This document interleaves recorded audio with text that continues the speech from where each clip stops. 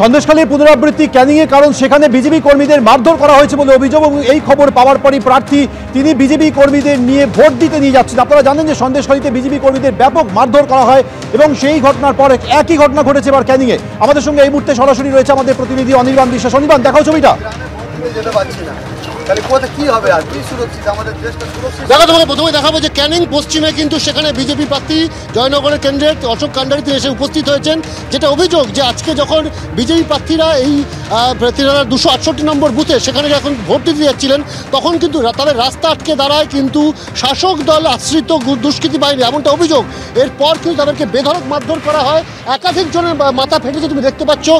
যিনি প্রার্থী তার সামনে একজনের মাথা ফেটেছে, তার ডান দিকে আরেকজন আছে তার মাথা ফেটেছে, একাধিক যারা ভোটার তাদের মাথা ফেটেছে। এরপর ঘটনাস্থলে পুলিশ আসে, এবং পুলিশের বিরুদ্ধে যেটা অভিযোগ যে পুলিশ আসার পর পুলিশও কিন্তু যারা আক্রান্ত হয়েছিল তাদেরকেই কিন্তু হেনস্থা করেছে, এমনটা কিন্তু অভিযোগ উঠছে। আমরা কথা বলে নেবো। আপনারা তো ভোট দিতে গিয়েছেন সকালবেলা, কি ঘটনা ঘটেছিল? ঘটনা এই, আমরা যাচ্ছি আনন্দ সহিত ভোট দিতে। তো এরা জানে কি যে আমাদের সাথে কিছু লোক যারা আমাদের গ্রামেরই লোক আর কি, তারা বিজেপি করে, রাজনীতি গণতান্ত্রিক অধিকার, তো সেই হিসাবে তাদের সাথে আমরা সব মিলেমিশে ভোট দিতে যাচ্ছি। ব্যাস আমাদেরকে আটকানো হলো রোডে। প্রথমে কথা হলো ভোট কারো দেওয়া যাবে না, ভোট চলে যাও, তোমরা বিজেপি ভোট मारবে, তোমাদের ভোট आप लोगों को ভোট देने की जरूरत नहीं है, कहने का मतलब यही है। তো এই জন্য আমরা জিজ্ঞেস করলাম যে আমরা কেন ভোট দিতে পারবো না।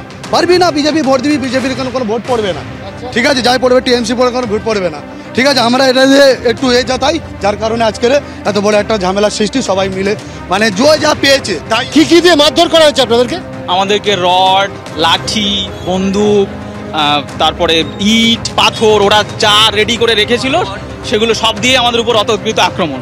অ্যাকচুয়ালি দেখুন, এখানে কোনো বিজেপি টিএমসি আমরা তো কেউই এই বাড়িতে থাকি না, কাজের সূত্রে বাইরে থাকি, কিন্তু সেইভাবে আমরা তো কোনো রাজনীতির সাথে যুক্ত নই।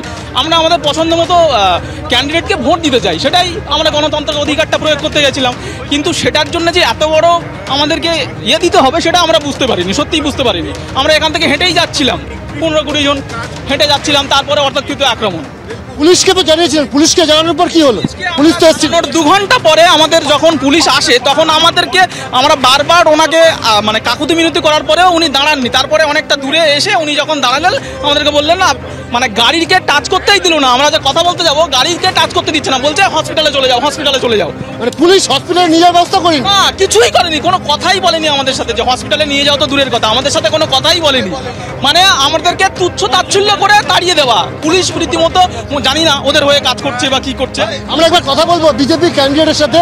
দাদা, এই মুহূর্তে আপনারা যে প্রচুর ভোটারকে সঙ্গে নিয়ে আপনি যাচ্ছেন, যেভাবে আক্রমণ করা হয়েছে, অভিযোগ উঠছে, আপনারা অভিযোগ করছেন তৃণমূলের বিরুদ্ধে, কি বলবেন?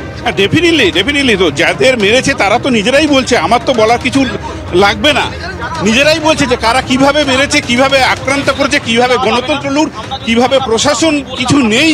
বর্তমান সরকারের যা অবস্থা, মানুষের মধ্যে শান্তি নেই, অশান্তি বিরাজ করছে, সেটা দূর করার জন্য তারা দৃঢ় প্রতিজ্ঞ যে এইভাবে আর সরকার চলতে পারে না। আপনি কি এখন ভোটারদেরকে নিয়ে বুঝে নিয়ে যাচ্ছেন? ডেফিনেটলি তাদের গণতন্ত্র অধিকার প্রয়োগ করবেন।